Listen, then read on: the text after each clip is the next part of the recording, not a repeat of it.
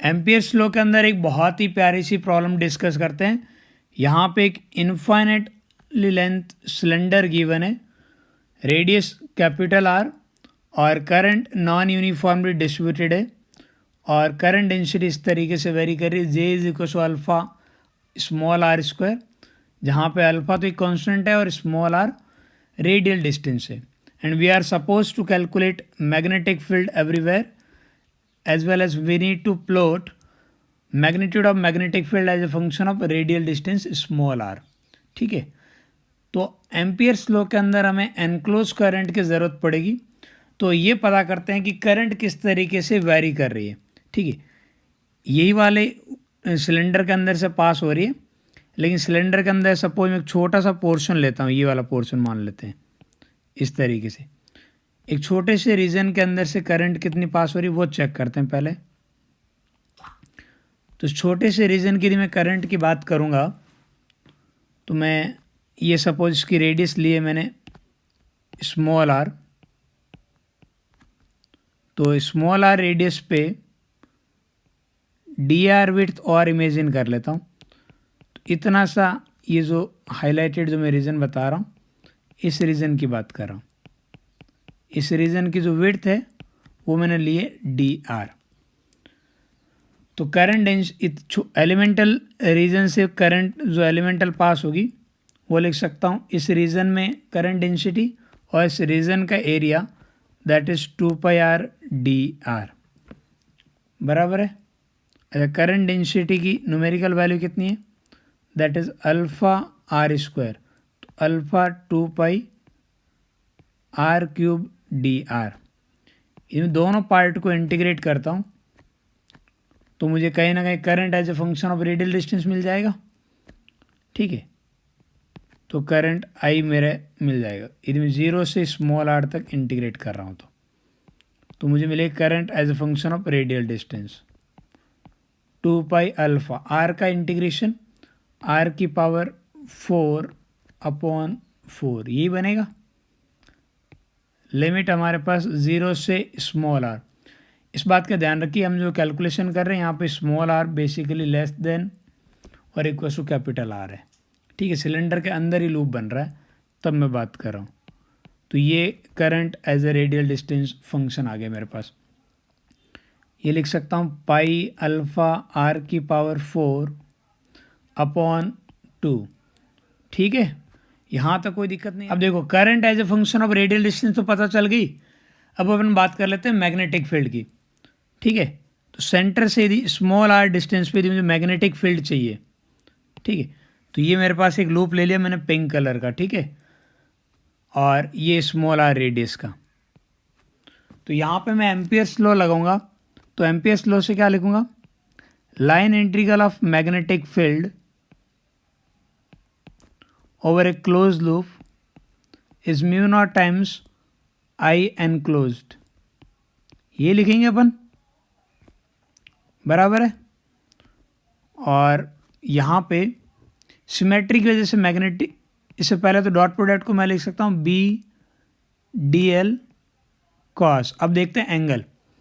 एक काम करता हूँ, करंट मैं मानता हूँ कि करंट ऊपर की तरफ फ्लो हो रही है। ठीक है, और ये जो मैं लूप ले रहा हूँ वो इस तरीके से ले रहा हूँ, बराबर है।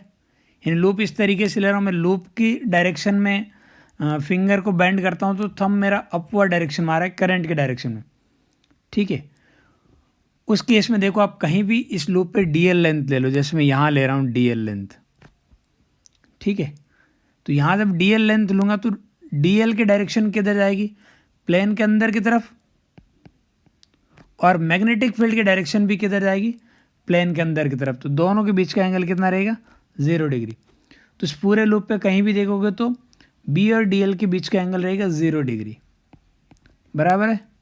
अब एनक्लोज करंट, आर डिस्टेंस तक करंट का फॉर्मूला क्या है, यही रहेगा एनक्लोज करंट का।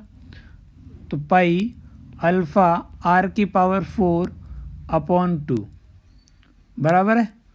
अच्छा, हर जगह मैग्नेटिक फील्ड पूरे लूप पे एक जैसा है तो बी को बाहर ले लेता हूँ और अंदर बचेगा मेरे पास डी एल, और डी एल का इंटीग्रेशन लिख सकता हूँ 2 पाई स्मॉल आर।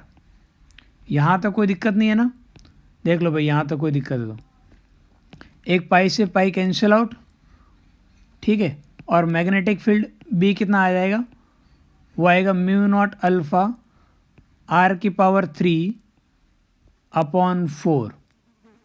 ये कब तक है, जब small R is less than equal to capital R. लेकिन यदि मैं बाहर के लूप की बात कर रहा हूँ, ठीक है, जैसे मैं यहाँ कहीं एक लूप ले लेता हूँ, ये एक लूप लिया मैंने अब, ठीक है, इस लूप की यदि मैं बात करता हूँ कहीं भी, ऐसा एक लूप ले लिया, ठीक है। इस लूप के अंदर ये रेडियल डिस्टेंस स्मॉल आर, और इस बार हमारे पास स्मॉल आर क्या है, that is greater than capital R. उस केस में जब मैं एम्पियर्स लॉ लगाऊंगा, B vector dot D L vector mu naught times I N close, तो करंट सिर्फ यहाँ तक ही है, हमारे पास सेंटर तक ही करंट है, उसके बाद में करंट नहीं है। तो एनक्लोज करंट आपकी ये लिखी जाएगी पाई अल्फ़ा कैपिटल आर की पावर 4 डिवाइड बाई 2, ठीक है। और अगेन जब मैं देखूंगा बी और डी एल के डायरेक्शन, आप यदि अपोजिट मतलब दोनों एक ही डायरेक्शन में आ रहा है तो अच्छा है, नहीं तो फिर करंट नेगेटिव आ जाएगी। कुल मिला के पॉजिटिव नेगेटिव ऑटोमेटिकली सेट हो जाएगा, ठीक है। बी डॉट डी एल फिर पूरे का इंटीग्रेशन 2 पे आ जाएगा, mu naught pi alpha capital R की पावर 4 डिवाइड बाई 2, पाई से pi cancel out. Magnetic field कितना आ रहा है, ये आ रहा है म्यू नॉट अल्फ़ा आर की power 4 divide by 4 small are.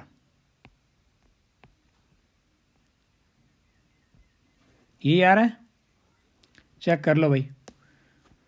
तो ये आपके पास हर जगह मैग्नेटिक फील्ड का रिलेशन पता चल गया। यदि आप इन दोनों इक्वेशन से, this is for small R greater than capital R, this is for small R less than equal to capital R. अच्छा, इसका यदि ग्राफ प्लॉट करने का मन करे हमारा, तो हम बड़ी आसानी से ग्राफ प्लॉट कर सकते हैं। इधर के साइड में ले लेता हूँ मैग्नेटिक फील्ड, इधर के साइड में रेडियल डिस्टेंस स्मॉल आर, और जब स्मॉल आर की वैल्यू कैपिटल आर की इक्वल होगी, उस मोमेंट पे मैग्नेटिक फील्ड मैक्सिमम आएगा, ठीक है। और मैग्नेटिक फील्ड की मैक्सिमम वैल्यू कितनी रहेगी, that is mu naught alpha are की पावर 3 अपॉन 4, ठीक है। और for small R less than capital R, then B is directly proportional to R cube. तो ये रिलेशन कुछ इस तरीके से इंक्रीजिंग का आएगा। And for small R greater than capital R, then ये डिक्रीजिंग का ग्राफ आएगा। यहाँ पे B is inversely proportional to R, ठीक है। उम्मीद करते हैं ये प्रॉब्लम आपको समझ में आई।